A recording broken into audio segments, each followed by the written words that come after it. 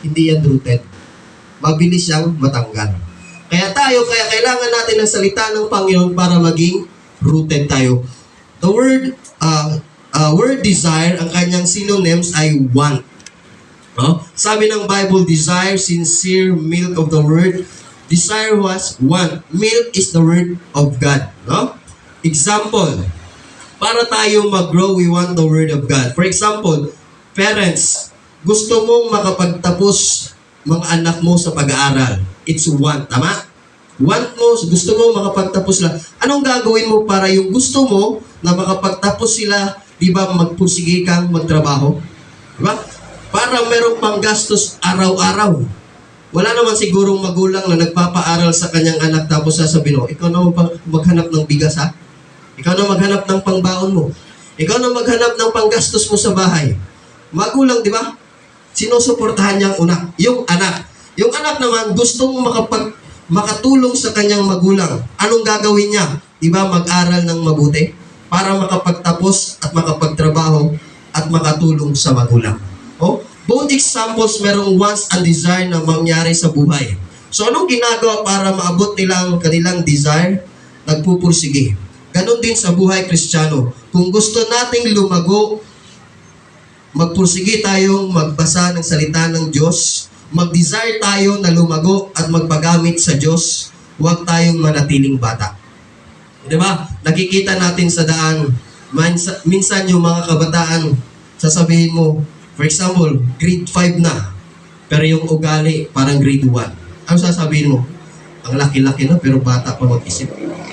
Tayo kaya bilang isang Kristiyano, no? Tayo kaya bilang isang Kristiyano, some Christian are still young in faith, kahit matagal na sa simbahan.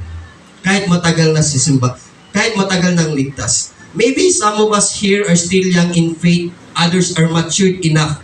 Hindi ibig sabihin matagal ka na ligtas, matagal ka na sa simbahan, you are matured in faith. Dahil maraming matagal nang ligtas, matagal nang nagsisimba, bata pa rin sa pananampalataya. Dahil maraming member matagal nang ligtas, matagal nang nagsisimba, hindi pa rin lumalago. Bakit? Kasi hindi lang mabisita ni pastor, offend na. Hindi lang ma-shake hands ni pastor pagtapos ng simba, offend na. Matamaan lang sa preaching ni pastor, offend na. Lalong-lalo na pag about giving. Sasabihin mo, giving na naman. Giving na naman. Diba?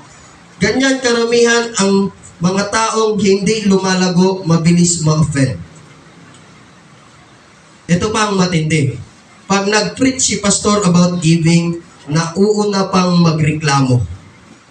Yung mga hindi matured Christian, nauunang nagreklamo pag si pastor nagpipreach ng giving. Dahil kung sasabihin mo na grow ka na sa inyong Christian life, you will support the ministry. You will support your pastor involved in the ministry. Yan ang patunay na ikaw ay lumalago, merong improvement, merong pagbabago, at lalong-lalo na merong bunga. Hebrews 5. Buksan po natin, Hebrews 5. Hebrews chapter 5 verse 12. 12 to 14. Babasahin ko po. Sabi po dito sa Hebrews chapter 5 verse 12. For when for the time ye ought to be teachers, ye have need that one teach you again, which be the first principle of the oracle of God, and are become such as have need of milk and not of strong meat. For everyone that useth milk is unskillful in the word of righteousness, for he is a babe, but strong meat belongeth to them that are full age, even those who by reason of use have their senses exercised to discern both good and evil.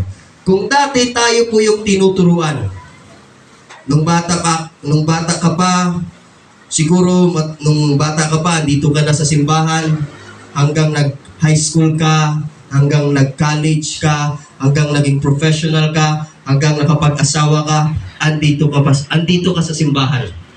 No? So, when the time na tayo ang tinuturuan, ngayon tayo naman ang magtuturo. Ako po, blessing po na It's by the grace of God na ako po'y nakatayo sa inyong harapan. Amen. Oh? Kasi nung bata po ako, yes, nasa simbahan. Hindi po ibig sabihin lahat na nasa simbahan, nung bata ka pa, ligtas ka. Oh? Hindi po, ay, matagal na ako nasa simbahan, ligtas na ako. Ay, matagal na si nanay, si tatay sa simbahan, ligtas na ako. Oh? Hindi po ibig sabihin, matagal ka na sa simbahan, ligtas ka na. Ang tunay na kaligtasan, merong relationship sa Panginoon. You accept Jesus Christ as your personal Savior. Hindi yung feeling ko lang ligtas ako. Ay, feeling ko ngayong araw, di ako ligtas, kaya gagawa ko ng kasalanan. Ang kaligtasan po ay hindi by feelings, kundi